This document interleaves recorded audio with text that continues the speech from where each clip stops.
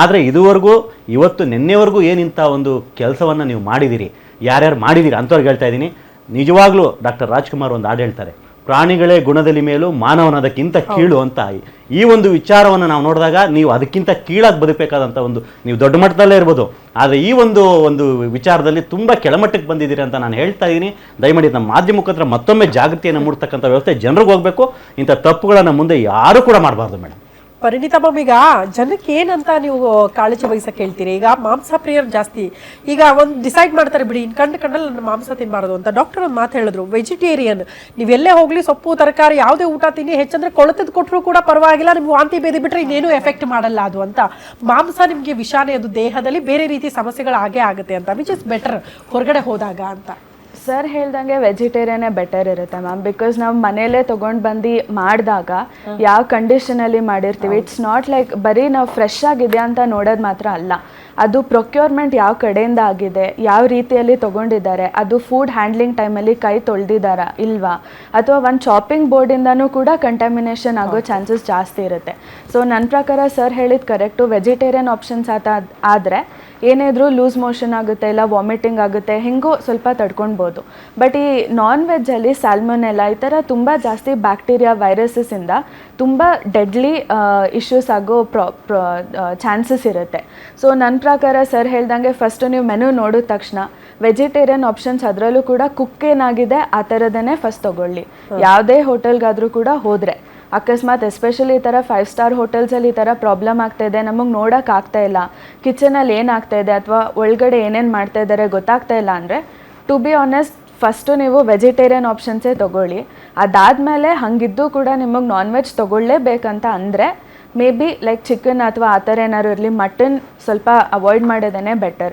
Fish ಕೂಡ ಈಗ ಇನ್ನೊಂದು ಪಾಯಿಂಟ್ ಏನು ಹೇಳ್ತೀನಿ ಅಂದರೆ, ಯಾವುದೇ ಹೋಟೆಲಲ್ಲೂ ಕೂಡ ಸೀಸನಲ್ಲಿರೋ ಯಾವುದಾದ್ರೂ ಮೀಟ್ ಇದ್ದರೆ ಅದನ್ನು ತೊಗೊಳ್ಳಿ. ಅನ್ಸೀಸನ್ ಇವಾಗ ಈ ಸೀಸನಲ್ಲಿ ಪರ್ಟಿಕ್ಯುಲರ್ ಒಂದು ಮೀಟ್ ಇಲ್ಲ, ಬಟ್ ಅದನ್ನು ಸರ್ವ್ ಮಾಡ್ತಾ ಇದ್ದಾರೆ ಅಂದರೆ ಬೆಟರ್ ಅವಾಯ್ಡ್ ಮಾಡೋದೇನೆ. ಬಿಕಾಸ್ ಅದನ್ನೇ ಅವರು ಕೋಲ್ಡ್ ಸ್ಟೋರೇಜಲ್ಲಿ ಇಟ್ಟು ಸೀಸನಲ್ಲಿ ಇಲ್ಲ ಅಂದರೂ ಕೂಡ ನಾವು ನಿಮಗೆ ಕೊಡ್ತಾ ಇದ್ದೀವಿ ಅಂತ ತೋರಿಸ್ತಾರೆ.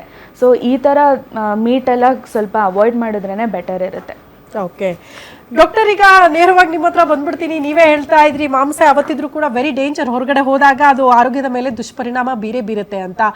ಎನಿವೆ, ಈಗ ಇತ್ತೀಚೆಗೆ ಚಿಕ್ಕ ಮಕ್ಕಳಿಂದ ಹಿಡ್ಕೊಂಡು ದೊಡ್ಡವ್ರ ತನಕ ಯಾಕಪ್ಪ ಹಾರ್ಟ್ ಅಟ್ಯಾಕ್ ಕೇಸ್ಗಳು ಜಾಸ್ತಿ ಆಗ್ತಾ ಇದೆ, ಯಾಕೆ ಕ್ಯಾನ್ಸರ್ ಪೇಷಂಟ್ಗಳು ಜಾಸ್ತಿ ಆಗ್ತಿದ್ದಾರೆ, ಹುಟ್ಟಿದ ಮಕ್ಕಳಲ್ಲೂ ಕೂಡ ಸಮಸ್ಯೆಗಳಂತೆ, ಯಾಕೆ ಕ್ಯಾನ್ಸರ್ ಜೊತೆಗೆ ನಮಗೆ ಕಿಡ್ನಿ ಫೇಲು, ಲಿವರ್ ಫೇಲು, ಈ ರೀತಿ ಸಮಸ್ಯೆಗಳು ಆಗ್ತಾ ಇರೋದಕ್ಕೆ ಯಾಕೆ ರೀಸನ್ಸ್ ಇರಬಹುದು ಅನ್ನೋದ್ರ ಬಗ್ಗೆ ನಾವು ಚರ್ಚೆ ಮಾಡ್ತಾ ಇದ್ವಿ.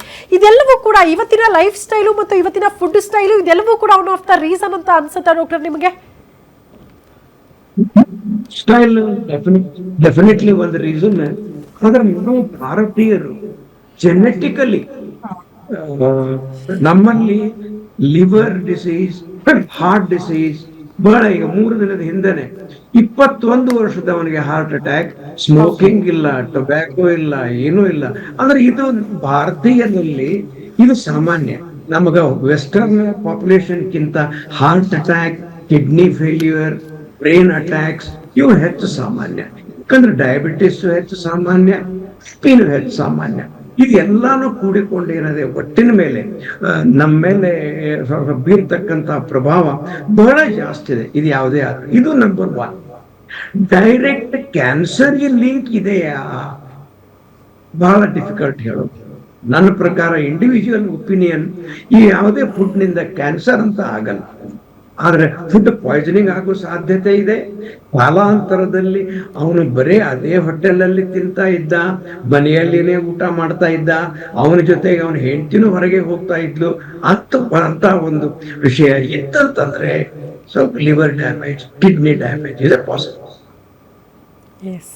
ಎಸ್ ಡಾಕ್ಟರ್, ಪ್ರಮುಖವಾಗಿ ನಾನು ಪ್ರತಾಪ್ ಶೆಟ್ಟಿ ಸರ್ ಹತ್ರ ಹೋಗ್ಬಿಡ್ತೀನಿ. ಶೆಟ್ಟಿ ಸರ್, ನೀವು ಆಗ್ಲಿಂದ ಪಾಪ ಒಂದು ವಿಚಾರನ ಪ್ರಸ್ತಾಪ ಮಾಡ್ತಾ ಇದ್ರಿ.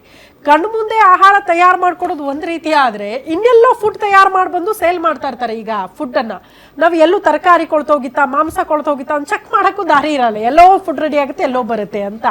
ಸೊ ಇದ್ರ ಮೇಲೆ ನಿಗಾ ವಹಿಸೋದು ಹೇಗೆ ಸರ್? ಇದನ್ನ ಫೈಂಡ್ ಔಟ್ ಮಾಡೋದು ಹೆಂಗೆ? ಎಲ್ಲೋ ಫುಡ್ ರೆಡಿ ಆಗುತ್ತೆ, ಎಲ್ಲೋ ಬರುತ್ತೆ, ಯಾರ್ದೋ ಹೊಟ್ಟೆ ಸೇರುತ್ತೆ ಅಂದಾಗ ಹೆಂಗೆ ಇದ್ರ ವಿರುದ್ಧ ಕ್ರಮ ಅಂತ? ಇವಾಗ ಡಾಕ್ಟರ್ ಹೇಳ್ದಾಗೆ ಬೆಂಗಳೂರು ಮಂಗಳೂರಿನಲ್ಲಿ ಹೋಟೆಲಲ್ಲಿ ಓಪನ್ ಕಿಚನ್ ಇಟ್ಕೊಂಡಿದ್ದೀವಿ. ನಾವು ಏನೇ ಮಾಡಿದ್ರು ಕೂಡ ಲೈವ್ ಆಗುತ್ತೆ. ಹೌದು. ಇವತ್ತು ಸ್ವಿಗ್ಗಿ ಮತ್ತು ಜೊಮ್ಯಾಟೊ ಅನ್ನುವ ಕಂಪನಿಯವರೇ ಕ್ಲೌಡ್ ಕಿಚನ್ ಅಂತ ಓಪನ್ ಮಾಡಿದ್ದಾರೆ. ಕೆಲವು ಭಾಗದಲ್ಲಿ ಟೋಟಲ್ 3-3.5 ಸಾವಿರ ಕ್ಲೌಡ್ ಕಿಚನ್ ಇದೆ. ಜಾಸ್ತಿ ನೀವು ಮಾರತಳ್ಳಿ, ದೇವ್ರ ಬಿಸಿನಳ್ಳಿ, ಕಾಡು ಬಿಸಿನಳ್ಳಿಯಲ್ಲಿ ಸಾಫ್ಟ್ವೇರ್ಗಳು ಜಾಸ್ತಿ ಇರೋದ್ರಿಂದ ಆ ಭಾಗದಲ್ಲಿ ಕ್ಲೌಡ್ ಕಿಚನ್ ಇದೆ. ಅವರು ಒಂದು ಮನೆಯನ್ನು ಬುಕ್ ಮಾಡಿ ಆ ಮನೆ ಒಳಗಡೆ 4-5 ನೇಮ್ ಇಟ್ಕೊಂಡ್ಬಿಟ್ಟು ಕ್ಲೌಡ್ ಕಿಚನ್ ಮಾಡ್ತಾರೆ.